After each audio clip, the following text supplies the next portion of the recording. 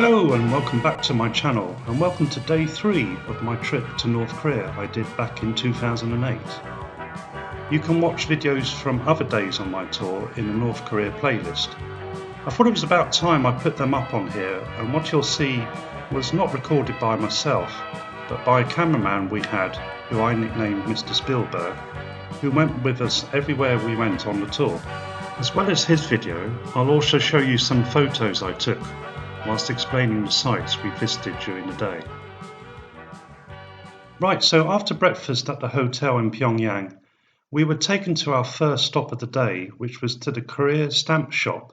The stamp shop displayed every single stamp that had ever been issued in North Korea from 1946, with many of them being available to buy. Stamps here are either issued for everyday use or as commemorative sets for collecting. I used to collect stamps as a kid and already had a few from North Korea in my collection, but I ended up buying quite a few more, which included a series of propaganda poster stamps that came in a card sleeve. As well as stamps, the shop also sold postcards, A3 size reproductions of propaganda posters you could see on the streets. I ended up buying a few of these because I really liked them, plus some t-shirts. We boarded back on the bus and set off again, with Torfey, who was on my tour from Iceland, snapping away on his camera taking photos of the traffic ladies that stood in the middle of road junctions.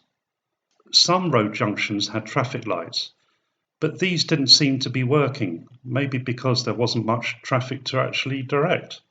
So instead of working traffic lights, Pyongyang features a fair number of rather attractive young traffic ladies who are dressed in a blue skirt with a white uniform jacket and hat.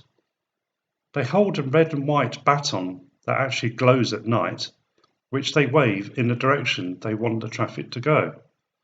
Their movements are almost robotic-like, with their heads looking at traffic that approaches from each direction before swiveling their bodies round to face the oncoming traffic. We all pointed them out to Torfey whenever we passed them, as he was quite taken by them, and who can blame him?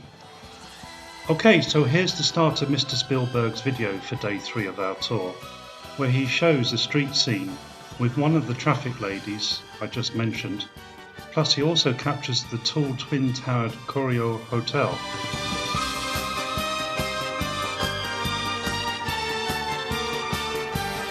Our next stop was to an embroidery centre, where we were shown around a few rooms, with some women sat in front of posters of either landscapes or flowers, and were recreating them in the form of embroidery.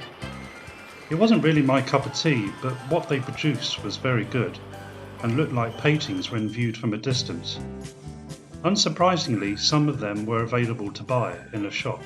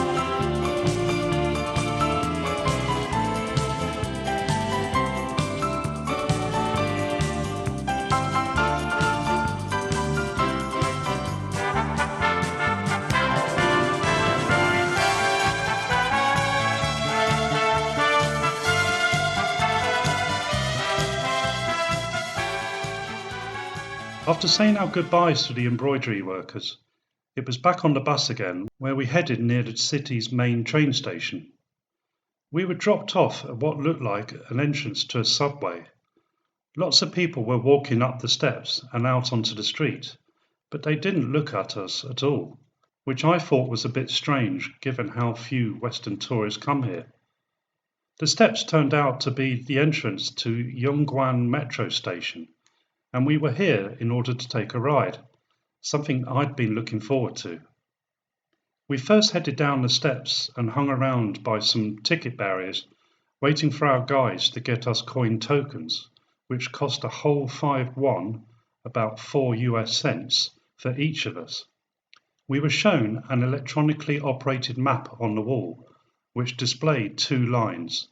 The north-south Cholima line, named after the Korean mythical flying horse, and the east-west Hoik-sin line, which means innovation. When you pressed a certain button at the bottom of the map, the relevant station would light up to tell you its location. All futuristic stuff. So I'll explain a bit more about Pyongyang's metro system in a minute, after the lady narrator has said her piece. This is Pyongyang Metro. Pyongyang Metro is linking central districts of the city. Its lines stretch to all directions, east, west, north and south, from the center of the city to provide for the convenience of citizens in traffic. The stations of the metro are reminiscent of perfect underground palaces for a variety of their internal structure and beautiful decorations.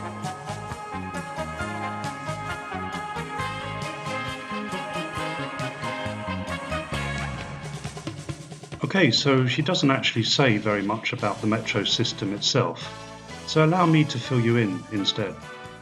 There are 16 known stations altogether, although it's believed more lines and secret stations exist for military and government officials, with some having names like Paradise, Triumph and Reunification.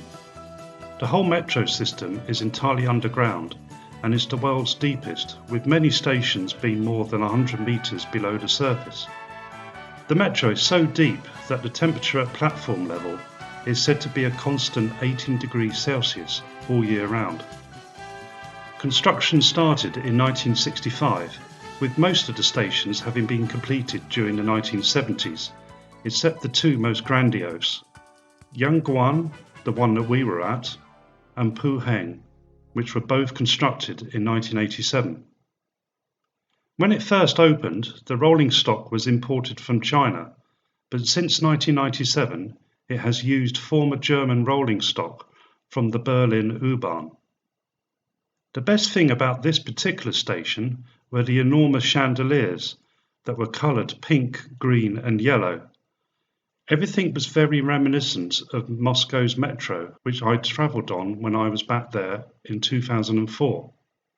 While we were at Yonggwon, a train came into the station, and a whole crowd of well-dressed people got off and walked right past us, without taking much notice of us dressed in jeans and t-shirts, and taking pictures with our cameras.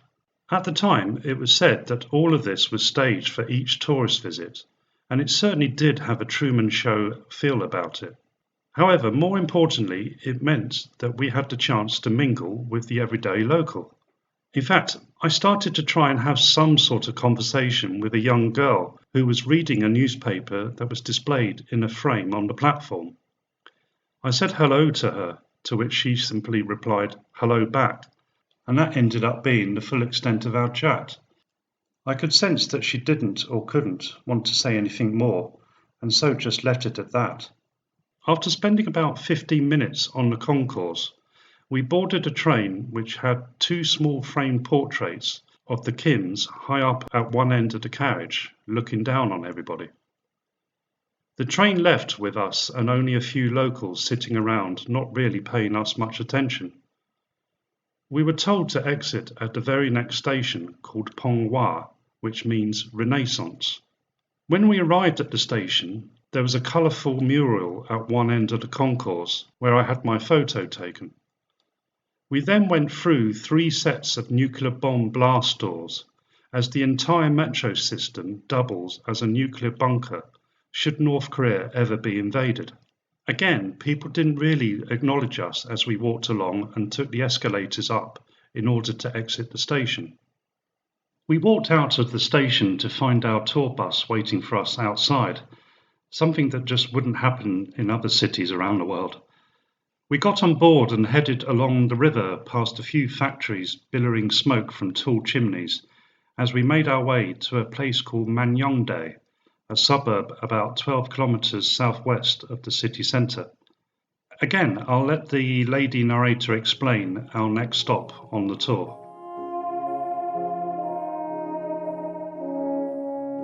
This is the old home of the respected President Kim Il-sung at Mangyongdae.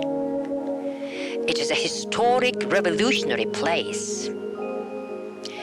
President Kim Il-sung, the father of socialist Korea, was born in the simple straw-thatched house on April 15, 1912, and spent his childhood here.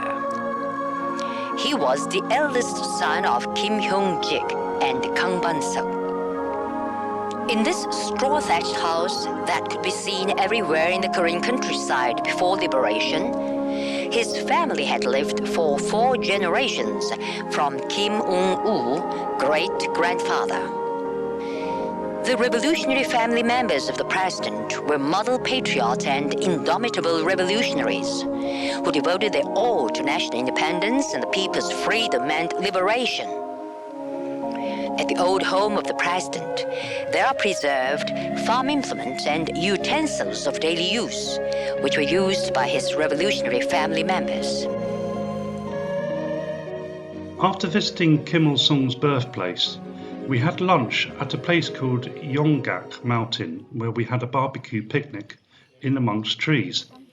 The food was really excellent, and we cooked it ourselves at small barbecues on each table. We had beef and duck on skewers, some salad, bread, bottles of rice wine, and beer called Ponhak.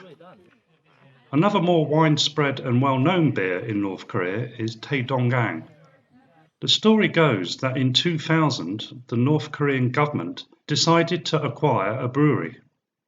At that point, they had good relationships with the West, and through this bought the intact and still in place brewery plant of Usher's in Trowbridge, Wiltshire, England, for £1.5 million. A team from North Korea travelled to Trowbridge to dismantle and reinstall it in Pyongyang, where it became operational from 2002. The beer was pretty good, and we ended up having a fair bit of it at mealtimes during our tour. After our barbecue lunch, we all boarded back on the bus again and headed back into the city through the posh-looking Gwangbao street district, which we would pass through a few times during our stay in Pyongyang. The apartments here looked pretty decent and were certainly the best looking we saw during our time in the city. The bus then turned right onto Chongchun Street, the location for a whole load of gymnasiums and sports halls, one for each different sport instead of having a single sports centre. Stretched out along the road were halls for handball, table tennis, athletics, combat sports such as taekwondo, basketball, volleyball, weightlifting, badminton, as well as an indoor swimming pool. They all look pretty good and well designed, at least from the outside. Once again, I'll let the lady narrator explain a little bit about our next stop on our tour. This is Grand People's Study House.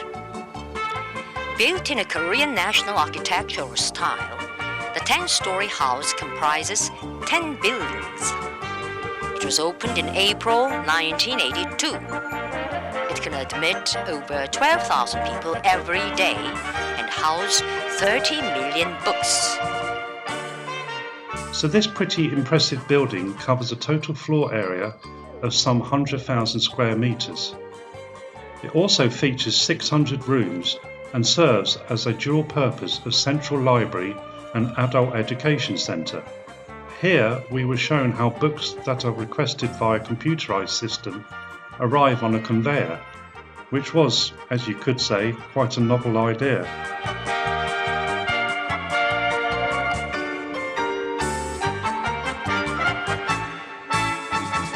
We were then shown into a large room full of PCs that obviously weren't connected to the internet.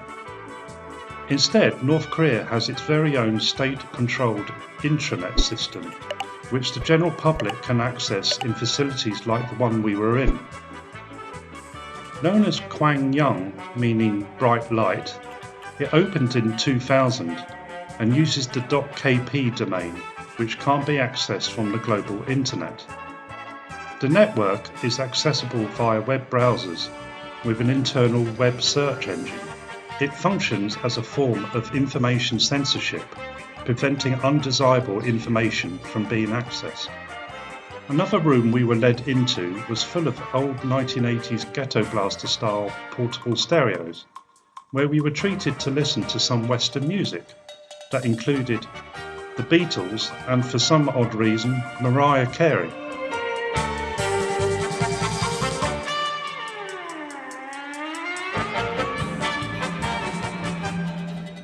We were then led outside onto a balcony in order to admire the views over Kim Il-sung Square, which had some people rehearsing for the mass games that usually take place in August or September. Up to 100,000 performers from as young as 5 years old are selected to take part based on skill level.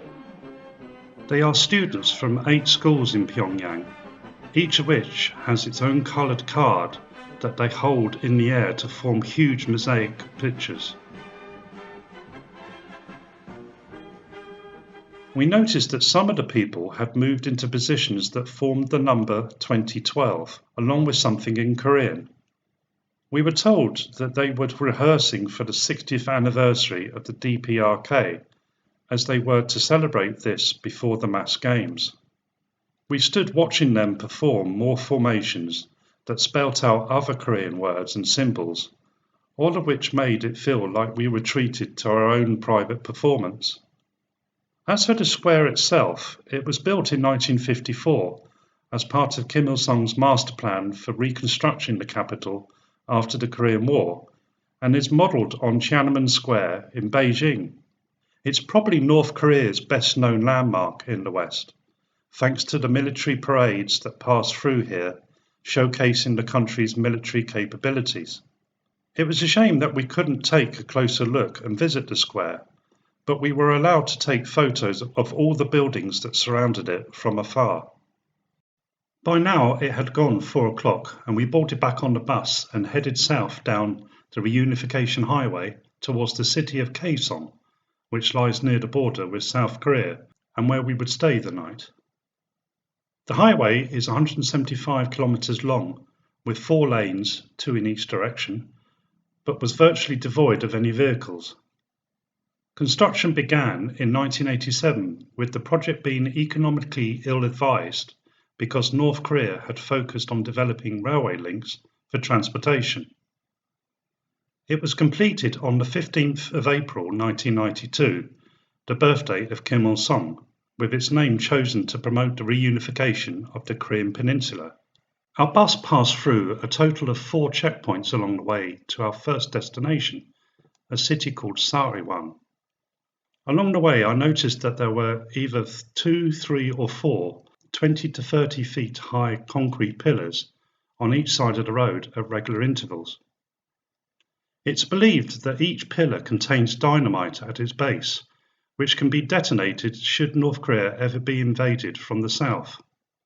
We turned off the highway and entered the city of Sarewan, which at first glance looked a bit of a bleak kind of place that was further enhanced by the overcast weather. The city is located approximately 65 kilometers south of Pyongyang, with an estimated population of around 300,000, making it the 10th largest in the country. During the Korean War, 95% of the city was destroyed. Again, there were hardly any vehicles on the wide streets, with people either walking or cycling around. There were the usual propaganda murals and slogans, along with monuments and such like, but the main thing I noticed here was the general condition of the buildings and streets that looked more decayed than what I'd seen in the capital. We stopped off at what was described to us as Folklore Street, and I'll let the lady narrator explain a bit about it now. This is Folk Street in Sarewan City. It is a unique folk street showing an old feature of Korea. The visitors can experience the splendid cultural heritages and manners of the Korean nation in the 5,000-year-long history. The street comprises Folk Entertainment Hall, Folk Restaurant, Gyeongnam-san Hotel, Sariwon History Museum, Folk Games Site, and Gyeongnam-san Noodle House. It then started to rain, and so we boarded back on the bus, headed out of the city, and back on the deserted reunification highway towards Kaesong. Outside Kaesong, we came off the highway, crossed over it, and headed into the city in the semi-dark, as it had now gone 7:30. We arrived at our overnight accommodation, the Kaesong Folk Hotel, located in the old part of the city.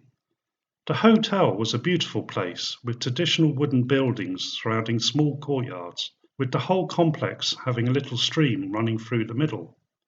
We didn't have conventional beds, but instead slept on a padded mat on the floor. My room came complete with a small fridge and TV, but my bathroom wasn't the best looking one in the world.